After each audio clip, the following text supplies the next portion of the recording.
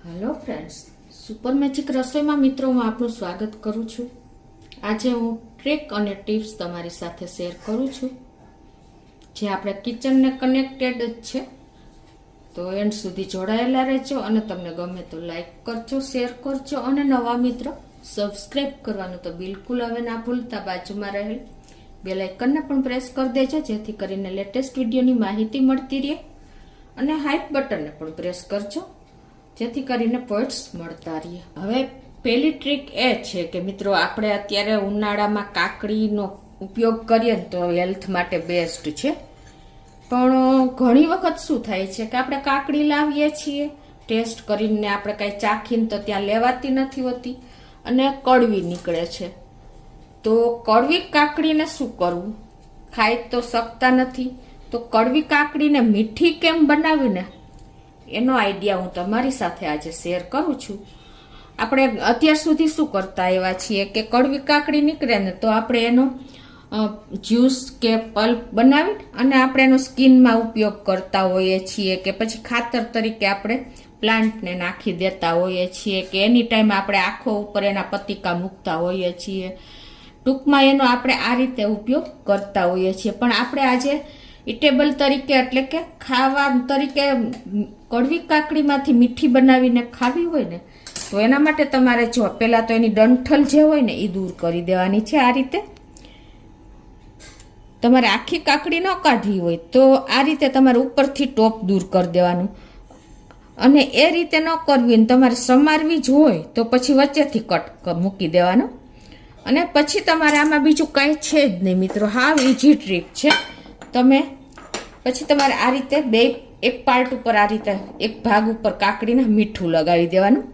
કડવી કાકડી નીકળે ને તો આ એક આઈડિયા અજમાવા જેવો છે, અને પછી તમારે એને રીતે આ બીજો પાર્ટ હોય ને એટલે કે બીજો કાકડીનો પીસ હોય ને એને તમારે આ રીતે 1-2 મિનિટ આ રીતે તમારે એને મીઠેથી ઘસી નાખવાની છે।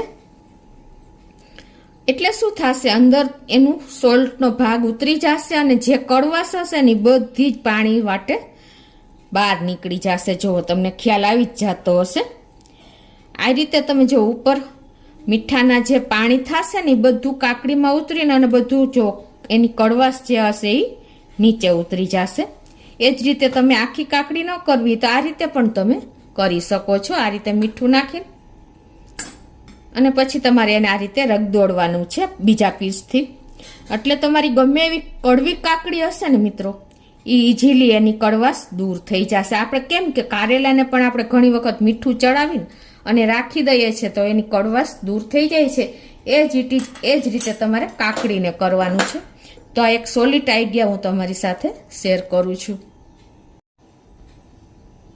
હવે મિત્રો નેક્સ્ટ ટીપ એ છે કે આપણે ઘરમાં બાળકો હોય છે કે મોટા હોય છે તો આ રીતે આપણે બિસ્કિટના પેકેટ ખોલીને પૂરા ખવાતા નથી હોતા, અને આ એ જીટી પેડા હોય છે ને તો એમાં ભેજ આવી જાય છે એટલે કે મોઇશ્ચર આવી જાય છે, પછી ખાઈ નથી શકતા। તમે એરટાઈટ ડબ્બામાં મૂકો તો પણ ઘણી વખત એવું થાય છે વાતાવરણના હિસાબે। તો આપણે એને એકદમ સેફ રાખવા માટે આપણે જો આવી રીતે બાલાજીની કોઈ પેકેટ લેતા હોય, આપણે નાસ્તાના ચેવડો છે, સિંગ છે, કાંઈ પણ આવા પેકેટ આવતા હોય છે તો આપણે ઘરમાં અવેલેબલ જ હોય છે। આ પેકેટ આપણે ફેંકી ન દેતા એનો ઉપયોગ કરી લેવો જોઈએ, કેમ કે આમાં જીપ આવતી હોય છે, આવી રીતે જીપ બેગમાં જેમ હોય છે ને લોક, એ રીતે જ આમાં લોક આવતું હોય છે। એટલે તમે આ રીતે જો આવા પેકેટ હોય છે ને એને તમે આ રીતે એકદમ એરટાઈટ બેગમાં આ રીતે બીજી વાર ઉપયોગ કરીને તમે આ રીતે જીપ લોક કરી દેશો ને એટલે તમારા બિસ્કિટને ક્યારેય પણ ભેજ નહીં લાગે અને તમારી વસ્તુ એકદમ એવી ને એવી ક્રન્ચી રહેશે અને વસ્તુ પણ નહીં બગડે। તો આ રીતે આવી બેગો આપણે ઘરમાં અવેલેબલ હોય છે ને તો એનો ઉપયોગ કરી લેવો જોઈએ ફેંકતા। અને ઘણી વખત આપણે શાકભાજીમાં વટાણા છે કે કાંઈ પણ ફ્રોઝન કરતા હોઈએ છીએ, અત્યારે મેંગોની સિઝનમાં આપણે કેરીના પીસ પણ ભરતા હોઈએ છીએ, ઘણી વખત આપણે લીંબુ જ્યુસ વધારે સસ્તા હોય તો આપણે એને પણ ક્યુબ કરીને ભરતા હોઈએ છીએ। તો એ બધી જ વસ્તુમાં તમારે જો આવી આપણે કોઈ પણ વસ્તુ લેતા હોય એની જીપ બેગ હોય ને એને ફેંકતા નહીં, પણ આ રીતે તમે ઉપયોગ કરશો ને તો તમે બીજી વખત એનો એકદમ રીયુઝ કરી શકશો અને તમને એટલો ઉપયોગી પણ થશે। મિત્રો જો આપણે આ રીતે ચમચ્યું એકદમ ડલ થઈ ગઈ હોય છે, ઘણી વખત સાવ ખરાબ થઈ ગઈ હોય છે લાંબા ટાઈમે, તો એને એકદમ શાઇનિંગ વાળી અને એકદમ ક્લીન કરવા માટે શું કરવાનું કે આપણી પાસે જો આવા દવાના રેપર નીકળતા જોઈએ છે. ઘણી વખત આપણે ફેંકી દેતા હોય છે, પણ આનો રીયુઝ કરવા માટે તમારે શું કરવાનું કે આ જે આપણે એક્સપાયરી દવાના ઘણી વખત રેપર પડ્યા હોય છે, તો એને તમારે આ રીતે પીસ કરી નાખવાના. આ રીતે નાના નાના પીસ કરી આવી રીતે તમારે સીઝરથી મોટા રેપર હોય ને તો પીસ કરીને અને પછી તમને એનો ઉપયોગ બતાવું કે આપણે આને વેસ્ટમાંથી બેસ્ટ કઈ રીતે ઉપયોગ કરવો ને. અને આ તમારી પાસે કદાચ દવાના રેપર ન હોય અને તમારે સ્ટીલના વાસણને ચમકાવવા હોય અને એને એકદમ શાઇન આપવી હોય, તો એના માટે તમારે શું કરવાનું એ પણ બતાવું કે આપણા વાસણ ઘણી વખત આપણે એમ થાય છે કે હવે આ જાવા દેવા છે, ખરાબ થઈ ગયા છે, એનું ડલનેસ આવી ગઈ છે, તો એને તમે એકદમ શાઇન ઘરે જ કરી શકશો. તો તમારે આ રીતે ગેસ ઉપર એક તપેલીમાં પાણી મૂકી દેવાનું છે અને પાણીને બોઇલ થવા દેવાનું છે. તો આ રીતે જો આપણું પાણી થોડું થોડું ગરમ થઈ ગયું છે, એમાં જે આપણે આ રેપરના પીસ કર્યા ને એ નાખી દેવાના અને પાણીને ઉકાળવાનું. અને પછી તમારી આ ડલનેસ જે ચમચીઓ થઈ ગયો હોય, કાંટા ચમચી કે કાંઈ પણ આપણે એ ચમચા છે, એ તમારે જે સાઈઝ હોય એ પ્રમાણે તમારે પાણી લેવાનું છે અને આ રીતે તમારે એને પાણીમાં ડીપ કરીને અને ઉકળવા દેવાનું છે.